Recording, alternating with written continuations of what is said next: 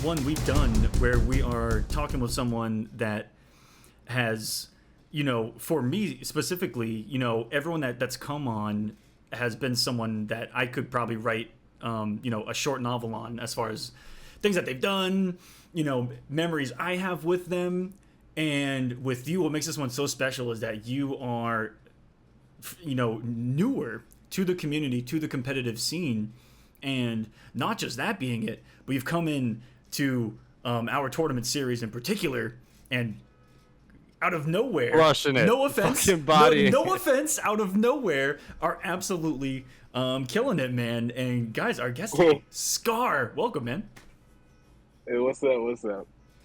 Thank you for all of that. That was like, cause that's like the crazy part too, cause it's like, damn, like, cause the biggest thing for me, like I've been wanting to like play in tournaments, but I just never really knew like how to like even like sign up for them. Like I would always watch Champion of the Realms. Like I wanted to play in that shit so bad, but I never knew how to. And I was working and doing other stuff.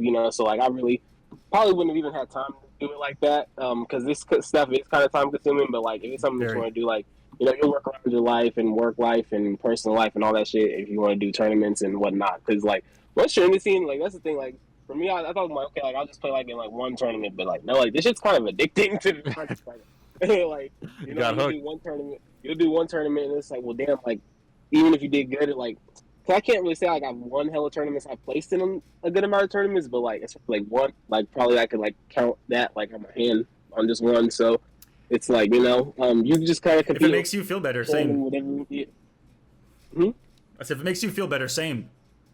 Yeah, like it's all like I mean, I don't know, cause like the placements are cool, but like I'm so tired of like getting like third and fifth and like sixth and and even doing the Kolosseum this last season, I'm like, well fuck, it's like kind of just like, well shit, like Tweety's just gonna win this shit, so like let's just see how far I can get, and it's like I was in between like a rock and a hard place like that whole like top 8, because look, like let me like, even go deeper. So it's like, okay, if I would have beat Sunio, right, then I would have had to fight the winner of Curvo or Tweety. So it's like that would have just been rough regardless of who won that shit. Then if I lost, I had to fight the loser of Hijinks and Biohazard, which I mean the winner of that. So it's like, but like it was just some like shit all over the place. You feel me? But I was kind of ready for that. Like I mean, I lost 2-3 both sets, so it's not like super like this body, but like it was just little shit here. Man, season 2 in general was just fantastic, and season 3 off to an amazing start itself. But in that final, the last week was kind of evil to me, but like okay, it was very evil to honestly, you. Because I'm like really like I was sitting there. I even got me some food. I'm like, okay, like I'm about to take a little bit, whatever. I'm hungry, so I went to go eat, and I came back, and I'm like, why is the timer still going? Like I thought like I've been recording the score, and then Aztec I seen. Because he was 2-0 after he had beat me, and then it was like, then I was looking, he's 4-0. I'm like, you know what? I just won the last week. I honestly do not feel like playing this shit right now. I'm not even gonna lie. So I'm just gonna sit back and just see. He had a really, he had a really unfortunate, and I don't know why it took forever for us to figure out his bell Skar, because we couldn't see it on the back end either, and it really confused us. Yeah, and Smash GG is just weird like that. So like I said, I'll be like. Got the points for like last week, so I'll just sit this one out because I was 2-2, and then I look at the time like, well, I'm like, bro, like if I get like my run could just be ugly, and then I just sat here and try to like grind up the top 8, like the bottom for no reason. Like I said, fuck that shit. To be honest, I'll just come back. And that is so hard to do with this format. You guys have no idea, because there's an RNG to it, in that you could get. You could get matched up with anyone at any given time for any reason. You could be 5-3 and your one win needed to get in top 8 with 10 minutes left to play, and you get like Tweety. Yeah, because when I watched it like back in season 1, like it was like you guys just had like whole pools going on, so you just, I mean, it's kind of just demonic either way to be. Yeah, honest. either way. Because it went from like like standard pools and then to top 8 to now we're pretty much in a position where we're just damn near playing Combat League with Tweety and Filato and Sunio and Honey. Listen, man, for the Kolosseum, you need to show up with your M60 already loaded, and you just need to once that queue opens up, you just gotta the whole time, start to end. And all these Kodals that's lurking in the Colosseum. It's just, Dude. you just never know. Bro, who the fuck Aquaman is. planted I'm all of loving them. it. Aquaman planted every single one of those Kodokans. He I did. specifically made this season. He's like, you know actually what? did. I got some sleeper agents going out there for me this time, and he put 68 Kodokans in every Sunday freaking tournament, bro. He got his Splinter Cell Dude, sleeper agents okay, in there, dude. Speaking of someone's bad week last week, Skar. Do you know what happened to Hayate? Oh, what? No, I didn't know. I didn't really watch anyone else's run. What happened to him? All right, so this is gonna make sense after I say it with what Flashyy just said. Okay. And I don't think anyone else knows this that's watching this. If you guys watch our Kolosseum tournaments, last week in the matchmaking stages, we were watching Hayate's run in the matchmaking stage, and he got 4 Kodokans in a row. So No. what? So he got. No. So let me guess. He Yeah. got Pop-Tart, Season of Dawn, Turkey, and there's Yadriel probably. He got Aztec. Oh yeah, he was on the tear. He got Aztec, Turkey, Yadriel, and in between one of them he got Parsa, and Parsa picked Corbin and almost beat him. I played this Kodal, and that's another thing too. It may have been 5 Kodals. It may have been 5 Kodals. But he lost he lost to all of them but Parsa, and then just like was there's no way I'm making top 8. He just got Kodal after Kodal after Kodal. Splinter Cell sleeper agents, man. He's literally got them loaded throughout the bracket, just waiting to ruin people's runs, bro. My own included. Yeah, yours too. That character is ridiculous. That character so busted, is man. Like, so busted. oh my god. He puts you in positions where he can hit you from all the way half screen, so you just have to sit there and get grabbed. Like, that's literally what he does. My favorite part about there being so many Kodokans in the MK11 brackets are watching other people's blood pressure increase unhealthy amounts in milliseconds. It's so bad, man. The character puts such a scary pressure on you. But I want to go back to what you were talking about, where you were talking about back in season 2 in the finale. You were like, man, if I'd have won one more match, I'd have had to have gotten the winner of Kerbo Tweety. Like, you're up there with the dudes that were in grand finals of the last really big one that we even did prior to that. I mean, and that was your first tournament series with us, and you're up there competing with the best that we've got to throw at you. So you also got to look at it that way, where that's not too bad. Because I'm, and I know people that are, almost a decade in that are still struggling to get that kind of, result. And so I'd say that's a hell of a start. Really? I mean, because the thing about it is, looking at the bracket at the beginning, my thoughts were, I'm like, okay, well, I've played I think I played everyone in that tournament at least once, or maybe even at least twice. And I think the only person at the time that I hadn't beaten ever was Mighty Unjust. So I was kind of like, well, as long as I can avoid the Kodals and just like I think we'll be all right, So that was kind of my mindset. And even with Tweety, but I've only beat him like once, so like he's still like, I think it's been like 7 times he killed me. So as long as I've won him before like semis or grands, I was like, all right, we good. But even then, one was still like demonic. But Yeah, man. I mean, I was going back and just watching the week 1 where you played against Hayate in the grand finals, and I think based on how we set this up, people kind of like, I don't know what the right word is, but they kind of take away how insane it really is to win just a single week of Kolosseum, just because it's a week, right? But that is a crazy tournament with like 40 to 50 players in it, a bloodbath just to get to the top 8, and you took out Hayate convincingly, dude. 5-2. So like to say that you're not about these placing stuff, bro. You took a comp filled with a stacked ass bracket, dude. And Hayate, who I've done a little more research on, going back about 6 years, all the big tournaments that have kind of happened in NRS, and for the past 4 to 5 years, Hayate hasn't missed a single like world finale or big tournaments top 8 ever in like 4 years straight. And so that's the caliber of player that we're talking about when it comes to Hayate, and so that's pretty damn good. Yeah, that was a wild. I'm not gonna lie. I'm not too familiar with Hayate's path, but just from what I've seen from him, the only things I've seen a few like I'm not really too familiar with Hayate. If you recall, I didn't catch him in matchmaking. Man, I think I've probably only played him once in Combat League, but that's not really enough to. But from what I've seen from one, Fujin is just a crazy character. And Yes.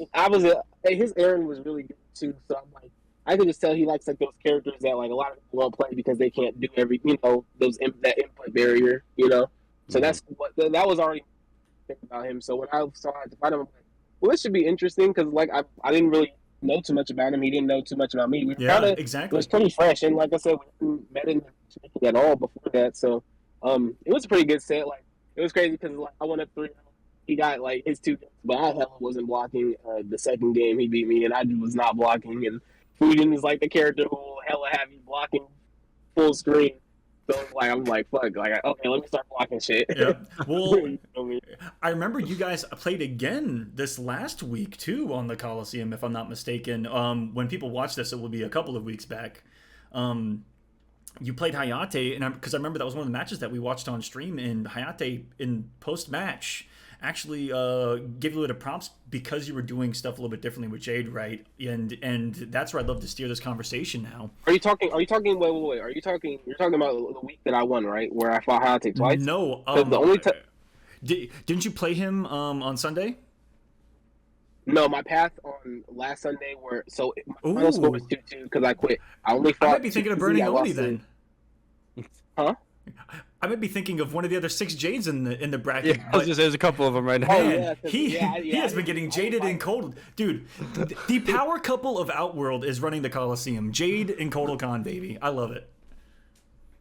Speaking of that, remember at the very beginning when it was me versus Pop-Tart for that week 2 of the season 2? That I got washed. He made me switch off really fast because I wasn't. Oh my god. That was terrible. That season was demonic because I swear it was always a wash in grand finals. Like always, like it was so you had fucking Gambler 7-0 Bio and Honeybee getting tore up by. I was like, I was like, surely we're gonna have some hype matches if it's first to 7-0, just dominoes in grand finals every time. Nothing too crazy, but where I want to steer this conversation, Skar, is that we haven't said it yet, but you are a Jade player. And so for everyone watching, I want to ask you, Skar, what is it about this character that you kind of gravitated towards? And what would you say is your playstyle overall? And so it was a few things. So I remember I had a set. It was with another Fujin, and I was playing Sony at the time. So no. So I remember I was down like 4 or 5-1. Like my Sonya was getting washed, and I was messing around with Jade just for I don't know why, like, because I never like Jade was one of those characters where it's like people never knew like how good she was. Like people would be like she's good, but she's like not that good. And like I said, I was a Sonya player, so Jade was broke as fuck to me. She's always. You know what? I said the same thing with pre-patch Cordal and then trying out Jade. I was like, this is a different game. Like so anyway, so I lost the set, but the point of that was like I went Jade and like the scores started getting really, but I still ended up losing and shit. And then like the day after that, Rewind had made a final tier list, right? And he said that Jade was top 7, and like I said, I always thought Jade was like broke as fuck, but I'm like I'm probably up playing her because like like Scorpion and Raiden and Shang and Frost, like there's characters who can put her in check. You feel me? I just played a character that just kind of got that just didn't do too well against her, so I always thought she was like But keep in mind, I'm up playing. Like I don't think she's like that good. So they say he's top 7, and then he said that this is what really got me. He said in quotes, if I remember, he was like, she counterpicks a lot of characters and deals with all the best characters very good. And once again, I played Sonya, so Cetrion was broke as fuck to me too. So I'm like, okay. So I'm like, okay, I picked her up, and then the Jackie and Cetrion matchups suddenly started getting a lot easier. And just other matchups in general, it's like. And I don't know, like I just kept on playing her, and like now I just feel like, I feel like it's hard to master any character in this game. To be honest, I wouldn't say I've mastered her, but like I'd say like all I gotta do is just play her, and then like she'll just go down. So I don't know. You asked me what my play style is, but with her, I feel like I can do anything. Like I know you've seen like me play where it's like. If I want to do that, you go forward and backwards. I can do that. Mm-hmm.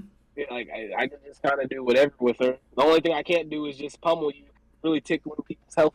like when I am playing Rushdown because she doesn't do much damage. But That's you just kind of learn to deal with that because that's really her only weakness. It's just like she doesn't really hit you down immediately. But once you kind of just get around that. Yeah, and that's what you she's pretty fucking sacrifice. good. That's what you sacrifice with a character like that is that you get so much utility. Utility is 11 stat. And your damage stats are 2. But meanwhile, those really big damaging characters are the ones that have to eventually take bigger risks and all that fun stuff. Where meanwhile, Jade, all that utility of being able to take away gaps and being able to kind of reset neutral that's why, is huge. There's a lot of matchups where Jade will win just for the simple fact that she, like in the course of a match, like she's just overtaking. And I know you've seen me go for some wild ass kicks and shit, like every once in a while. But most of the time, like if I'm really like just like okay, like you're not like I'm not getting the life lead took from me, like she really doesn't have to take much risk. While these characters are having to take mad risk just to even like touch her, like and because an ass Jade can beat you all day, an ass Jade can beat you. Believe me, I know. But it's like if there's someone that's cracked with Jade, like it's like a different. You won't even be able to touch them. So it's like it's just one of those characters, Yeah, one thing that I noticed with I feel like every season of Kolosseum or every tournament that we do, there's always like one character that comes to light, and I feel like in season 3 right now, it's just Jade, man. This Jade is just putting on a show here in season 3. It's absolutely crazy to see, and I was even thinking about it. I think it was during week 1 when I was watching you go on your run into grand finals. I was like, dude, this fucking character is bananas, bro. This character literally does everything, and for me, I think the season 3 MVP character, even though we're only a couple weeks in, it's got to be Jade, man. I mean, this character is causing so many problems for so many people. It's literally insane. Consistently, too. She's a problematic character. Like she's just so anti-meta because I still hate Jackie. I still hate Sechinon, and she's just that character that can just press down 2, bro. Yep, just press down 2 is GG. That's it. Not even down 2. Like that's the thing. Like she can just control the pace of the match versus me playing Sonya. I'm sitting here getting punished full screen for throwing a ring full screen against Jackie or Skar getting teleported and shit. So it's like she doesn't really have to worry about that kind of thing. Yeah, she is a character. I mean, when I picked her up, and I picked up her and Katana for the same exact reason, but more so Jade because she's a character that if you want to be able to like do something all the time, that's a great character for you. No matter where you are, no matter what's happening on the screen, there's something you can do that's going to be beneficial in some form or fashion. Those other characters like Sonya, we're going to be somewhere, and versus taking doing a grounded projectile. With Jade, you always have the option to just jump back, look to react. It's always having something positive to do. Oh yeah, she's definitely if you know how to play her good, she's a threat for sure. We've been spending a lot of time here talking about MK11 characters and the Kolosseum runs, but I want to take this back to the player behind the characters, all right? So I want to talk to you, Skar, a little bit. I want to know, because I think in the pre-call, I don't think we were recording yet, but you said that you're only like a year into competing or something like that, like you just started. Yeah. So what is the Skar origin story? When did you start playing fighting games, and when did you say, you know what, I'm going to start competing in these tournaments? So I played MK9 on 360 years ago, but I didn't play competitively. I'm only 22 now, so when that game was around, I was 13, 12, something like that. It was back when 360 was around. And he needed parental consent to play the game, that's for sure. He needed 17 and older to go into GameStop with him to buy the game. My first MK game that I ever played, though, it wasn't really like this one, but it was Shaolin Monks, and that was that came out 2004. That was on PS2. Yeah, that was old, man. Even I was I didn't even know what to do in that game, bro. I was just pressing buttons. Same. But so you've been playing MK for a while, and now. So did you play any MKX competitively? No, actually, I didn't get a console till 2017. I didn't get a PS4 till 2017. I always had the 360. I didn't really play too many games after my junior year in high school. I can't even really tell you why. I just kind of stopped for whatever reason. And then got a console, and then MK11 it came around, and then once again I didn't even really know how to even set up for this kind of shit. And then I can't even tell you how I found it, but it was about around this time last year. I think it had to have been April or May, where I had seen something for Outworld TV, which is MKTV now, but and then I played in it, and that was back when you had to get top 8 for you had to get top 8 to make the final tournament. So that was way too fast for me. So I think I probably seeded 17th or 18th, like back then, and that was really the only thing I was playing in. And then I just kept on playing in more stuff. Like the more you play and shit, you meet people. And I was trying to have other tournaments, playing them. I'm trying to think, but I think that wasn't really until like October, November. I started playing Jade. I think. It's kind of fuzzy for some reason. I can't. It was around that time. I don't know why, but she I didn't really do she anything. truly is that brain dead. You guys just saw it here live. Oh my god, dude, here we go. You saw. But I didn't really do anything too like relevant until around October, November. I picked up Jade and I took her off the line and I got second. And actually, I remember literally. So this was like 3-4 days after the dojo. And like I remember that Meta Threads Invitational, and I remember I think you were commentating it, right? Yep, that was one of mine. So I remember, you brought up how DJT had won an offline, like literally, and I'm just watching. Oh God, like of course I just had to be reminded because he beat me in grand finals to win that. Yep, of the dojo. Yep, of the dojo. Yeah, so that was just hella crazy because that was like one of the things I had to bring up. So I'm like, that was just so crazy how you brought that up, like 4 days after, but and he didn't even mention who he fought or nothing. That's the crazy part. Okay, Skar. Here's the thing, though. I take full responsibility for that, in that I did not even know about that tournament until after it was done, and all I heard was that DJT won it. That's all the information I had about that tournament. And that's all that I knew. Yeah, it was just someone told me, hey, he just won that tournament a couple weeks ago, and I'm like, cool. That's ammunition for commentary. Yeah, there's info right there. That's all you got. Yep. So right. I do apologize. All right, so you went offline. Wait, so that your first offline? You said you went to the dojo. That was your first offline? That was my second. So SCG, they had 2 dojos. I went to one they had one in June and they had one in November. It was November, and I went like 3-2 the first one, and it wasn't really too many players there. Which because at the second one, I met King Gambler, I met Too Easy, and I met DJT. I met Rashid, and I met that's about it. I didn't expect DJT and King Gambler I didn't expect to see any of them there, to be honest. It was a regional, but because they had like Guilty Gear and Dragon Ball Z going on over there, so there was a lot of shit going on that day. Yeah. And it was crazy because the one person, my run was kind of crazy. So like literally, right before the dojo, so King Gambler, he had beat me on Slayer Stream, right, 4-3. And I had found out he was going to the dojo that same day, and I was like, I cannot wait to see Gambler at the dojo and expose this fraud character, right? Wow. And then next week comes around and we end up having to fight for top 8. But the crazy part is we had ran casuals the night before, right? And we was drinking and shit, we was just chilling and stuff, and I ended up winning, but going into it, I was like, well, fuck, I can't really let that get to my head too much because we were both hella fucked up and shit. He gave him information. Nah, man, Gambler was playing. He was just faking drunk, going, "Oh, all right, he was downloading. This is the tech right here." No, he was late. He ended up falling out his chair at one point. It was hilarious. He was smacked. He was smacked for sure. So, but at your second offline, you hit grand finals, is what you're saying? Yeah, dude, that's insane. How do you guys do this stuff, man? Like, you just pull up. We had so many people on this show where they're like, yeah, that was like my first or second offline. Yeah, I got grand finals. Like, that is absolutely insane, bro. That is so crazy.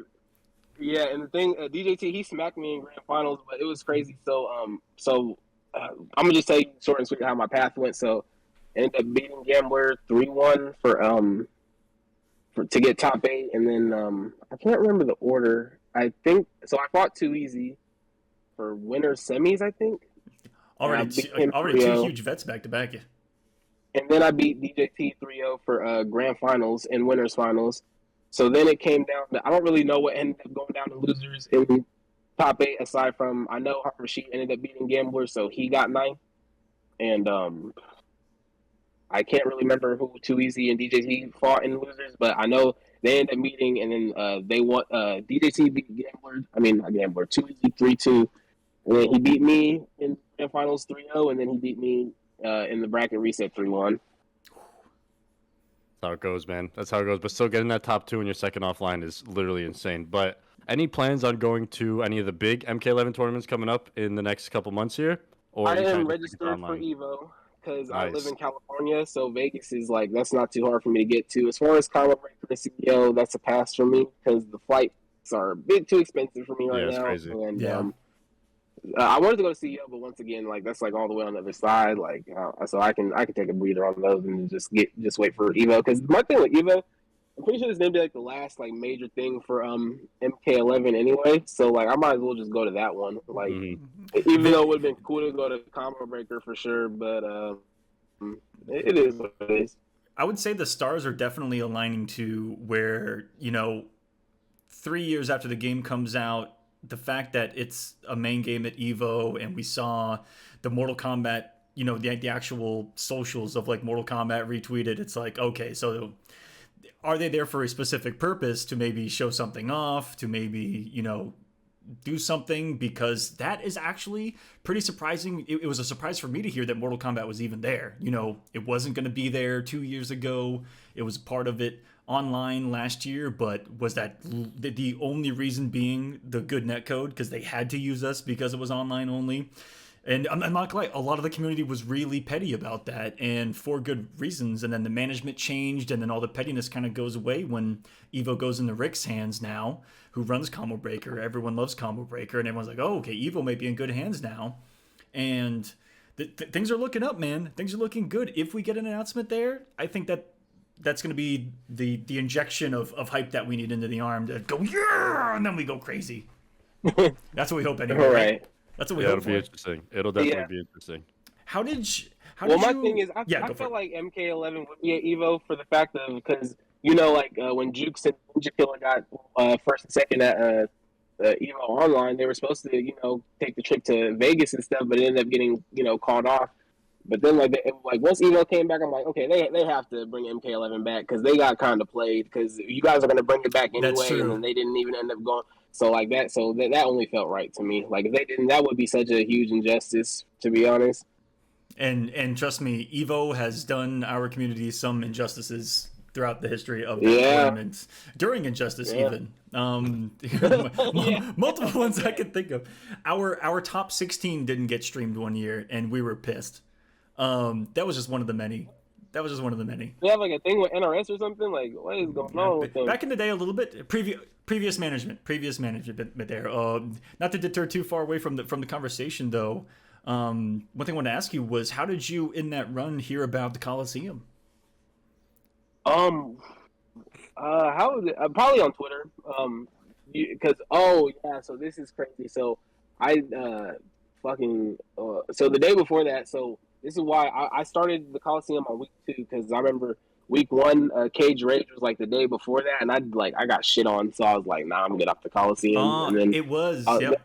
Then the next Sunday I was like, all right, I'll play in it, and then then the Coliseum went on, and yeah.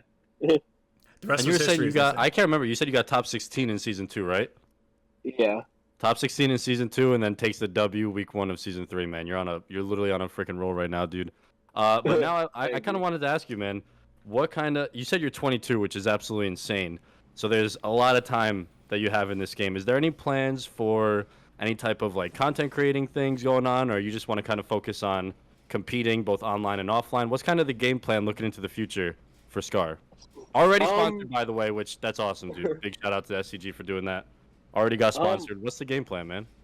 I've tried streaming a few times. I don't know why I never really got into it. Because it's already kind of hard, like beat stuff. So I don't know, streaming, it's cool to do occasionally, but nothing like I've ever really took too seriously. I'm kind of just playing, nothing too serious, just competing, and that's about it.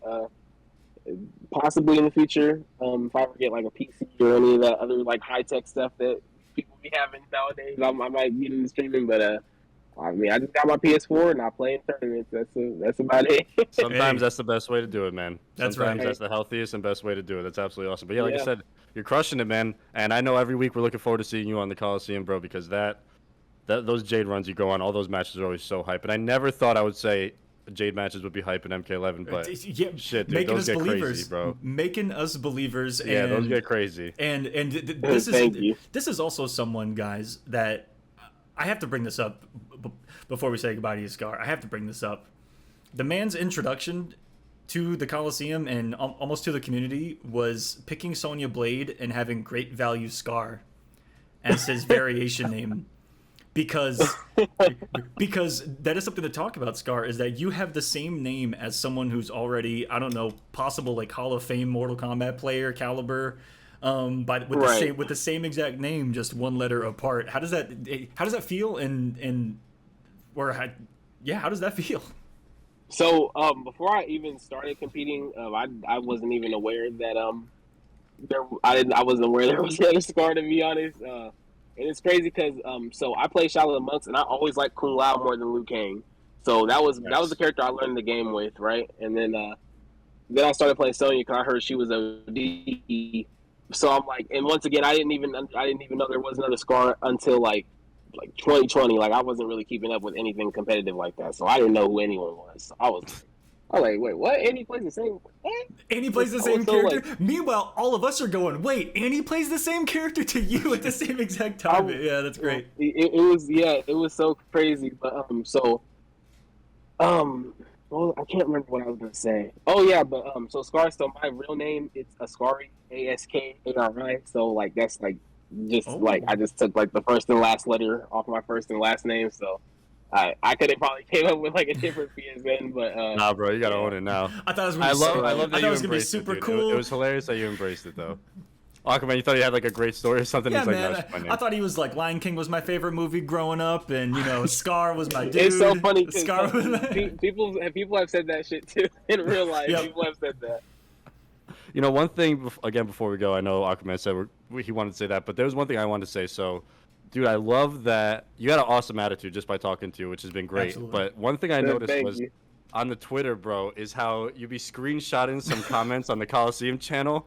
And you're just like, dude, these comments are roasting me, bro. That shit has me laughing out loud every. I love when people can just look at the comments on YouTube and just laugh out loud. And there's something special about the Kolosseum YouTube comments, bro. I don't know what it is. It's just something about it. And the fact that you screenshot it and put it out there and laugh, bro, that shit has me rolling every time, dude.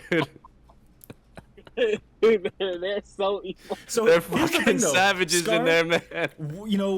To compliment you even further. Yeah. I cannot tell you how many people I have seen self-destruct in this current day and age by letting stuff like that get to them because they can't laugh it off, right? And I feel like that's really important because I look at negative comments and going into it with a positive light, and if the joke's good enough, I'm laughing right there with them, and that's such a good positive attitude to have, and it's setting yourself up well to do well. Mm-hmm. That's for sure. Thank you. Yo, he's like these guys are cooking me, man. No, because the people who are like the people in the Kolosseum comments, like those are like people who are like they're probably like putting money in the pot and stuff too. Meanwhile, like that's true. Because like there's people like because there's like good and bad comments about like everyone when you like really look at it. Like you'll probably see like one or two for like but like I feel like everyone gets like their like share like some wild shit being said in the comments, and I know players like Tweety and Kerbo and Sunio probably used to that kind of thing. It's so funny because with Sunio especially, like it's either there's people who love Sunio or like literally hate him. Man, that's Sunio gets the brunt of the Kolosseum YouTube comments. And if they're watching this, guys, be a little lenient. Hopefully on Skar today. But Skar, is there something that you'd like to say to the YouTube commenters by chance? Oh shit! Why y'all gotta be so aggressive, man? We just be playing the game. Trying to do our thing. Like, because of the things Jade has done to them in Combat League, Skar, because of the PTSD that they have incurred. I got PTSD from this bitch too, but that's why I'm the one playing her now. Shit. Literally, when I was playing Burning Oni that last week, oh my god, it was a How'd that feel? How does the Jade mirror feel? Terrible. I don't. It's no fun. It's no fun for either side. That's why he chose Melina first, because he don't like that shit. No one wins. He don't like that shit. Oh yeah, he either. did pick Melina first. He did, yeah. Oh shit. Nobody likes that shit. Nobody likes watching it, and the people who are playing it, I promise you, it's not fun. It's just paint drying for everyone involved. Oh, Holy yeah. shit, man. He's literally like, I'm just trying to play the game, bro. Why you gotta be so aggressive? No, dead ass, because we really just be chilling, and they'd be like, They're mad, bro. They're mad. And you never know what the one little thing they're gonna hone in on and just like try to go for the throat on. Just like one little thing. It's like, man, I got one piece of frame data wrong and I'm gonna get crucified. But dude, you've been handling pressure so well every time we see you compete. Cool ass dude. It was awesome to get to know you. Before we get out of here, I want to give you the floor. If you want to give any shout outs, tell people where to find you if you want to get your name out there, and hopefully see you competing in the Kolosseum, man. Season 3 is currently going on. Definitely shout out to my first team VL, because like that was like, because you know, like, I was in VL like when I first started playing the Kolosseum, so like, and it was like a big part of my level up, even though I'm not, there no more. Like that was like the best like starting ground for me, and like I wish all of them over there like the best of everything. But yeah, just shout out to everyone who I've just played against, period, because it's like there's people, like I said, like I've lost to or that I've won against, and then people that like hella beat me, or people who I'm like stupid up on. But it's like really, like all of that is really just part of like just the experience of it, and it's like I wouldn't even be like what I'm doing now if it wasn't for like every single experience that I've like done throughout competing. So it's like I can't really mad at anyone, to be honest. Well, dude, thank you so much for coming on. You're with VL, you're with what, STG right now. So shout outs to Yes. the crews out there that are, hey, without them, you guys don't get support, and without that kind of support, not entering tournaments. So I mean, I love everyone involved on the back end and the front end of these competitions, and to everyone that watches these as well. Thank you guys so much. You said it yourself, Skar. These guys that are in the comment section that are roasting us, endlessly are the ones that also support us because they watch and because they put money in the prize. That goes to you guys that are able to do really well. So thank you guys for watching and Flashy. Do you want to send this home, baby? Let's get us out of here. This is an awesome episode 28 in the bag. Skar, keep crushing it, man. You're super young in the game. Oh, and shout out to STG, man. Shout out to STG, my current team. There we go. There we go. All right, now we got it. Yeah. Like I was saying, Skar, super young in the game, bro. You got a ton ahead of you. You got a brand new game on the horizon. Hopefully they start crushing it in, and nothing but the best for you, bro. Keep crushing it in Kolosseum. Everybody, please go follow Skar on Twitter. His Twitter handle has been right on the screen this entire time. You can find him over there. I think that's it for us. We're going to catch you next week for another episode of KoloCast. We'll see you guys then. Peace.